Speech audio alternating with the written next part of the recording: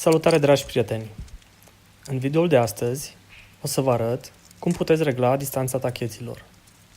Pentru a face acest lucru, va trebui să îndepărtez carcasa filtrului de aer, urmat de capacul tacheților. Aș dori să spun că în primul video am prezentat o metodă alternativă și simplă de reținut, prin care puteți identifica extrem de ușor ce tacheți trebuie să reglați. Deși a fost mai mult o parte teoretică, în care v-am arătat cum un semn adițional creat pe fulie sau volanta motorului, colaborat cu poziția rotorului, vă poate ajuta să identificați cu precizie punctul mol superior și tacheții pe care trebuie să-i reglați. În videoul de astăzi o să pun în practică această teorie. Ordinea de aprindere la o Skodă este 1, 3, 4, 2. Ordinea de aprindere fiind identică, spre exemplu, și la o Dacia 1300. Scot capacul delcoului pentru a observa poziția rotorului. O diferență notabilă între motorul de Skodă și Dacia este că cilindrul numărul 1 la Skodă este situat lângă fulie, iar la Dacia lângă volantă. Cu o cheie și o tubulară de 30 învârt motorul la mână.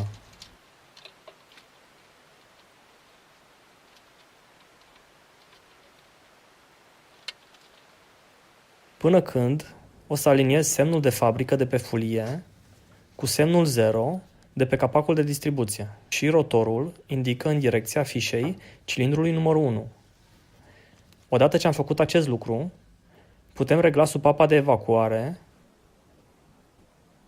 și de admisie de pe cilindrul numărul 1. De precizat că pentru motoarele de Skodă cu chiuloasă de aluminiu, distanța ce trebuie reglată pentru supapa de evacuare este de 0,20 și de admisie de 0,25.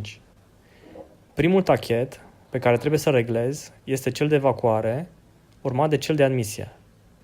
Cu o leră de 0,20 verific jocul pentru supapa de evacuare a cilindrului numărul 1. Se poate observa că lera merge extrem de ușor, așa că o să fiu nevoit să mai strâng tachetul. Pentru a regla tachetul, aveți nevoie de o cheie de 11 și de o șurubelniță dreaptă. Se fixează șurubelnița pe capul tachetului, iar cu cheia inelară de 11 se slăbește contrapiulița de fixare. Învârtim de șurubelniță în direcția acilor de ceasornic până când lera intră fix între capul supapei și tachet.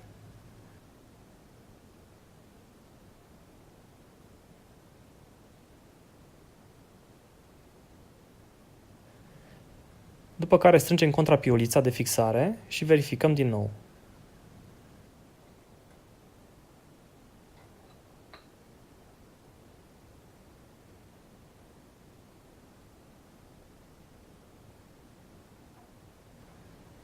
Repetăm aceeași procedură și pentru supapa de admisie, dar de data asta cu o leră de 0,25.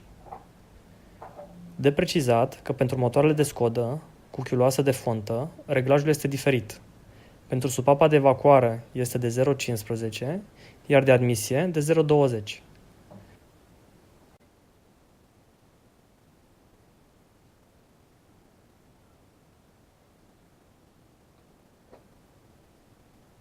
Odată ce am reglat tacheții pe cilindrul numărul 1, învârtim de motor până când semnul adițional creat pe fulie se aliniază cu semnul 0 de pe capacul de distribuție și rotorul indică în direcția fișei cilindrului numărul 3.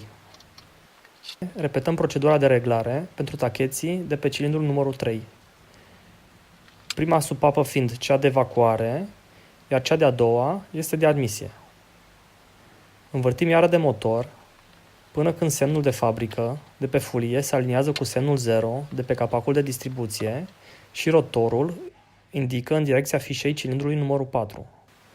Repetăm procedura de reglare pentru tacheții de pe cilindrul numărul 4. Prima supapă este de admisie, iar cea de-a doua de evacuare. Învârtim de motor până când semnul adițional creat pe fulie se aliniază cu semnul 0 de pe capacul de distribuție și rotorul indică în direcția fișei cilindrului numărul 2. Repetăm procedura de reglare pentru tacheții de pe cilindrul numărul 2. Prima supapă este de admisie, iar cea de-a doua de evacuare. Mai verific încă o dată, pentru a fi sigur că am reglat corect toți tacheții.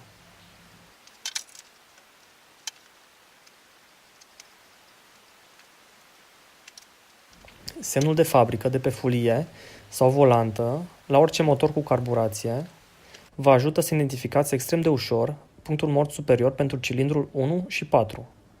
Implicit să reglăm tacheții observând poziția rotorului.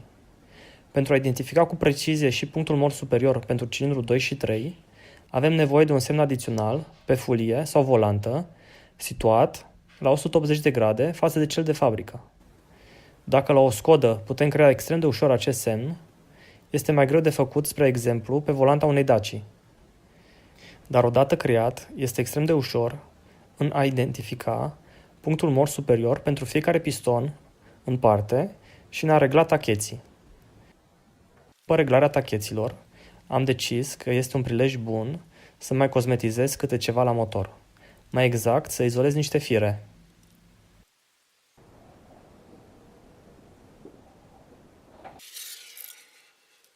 După ce montez capacul tacheților, să curăț carburatorul și galeria de admisie. Recomand acest produs pentru curățarea carburatorului și a componentelor de alimentare. Îndepărtează extrem de ușor și rapid orice urmă de murdărie.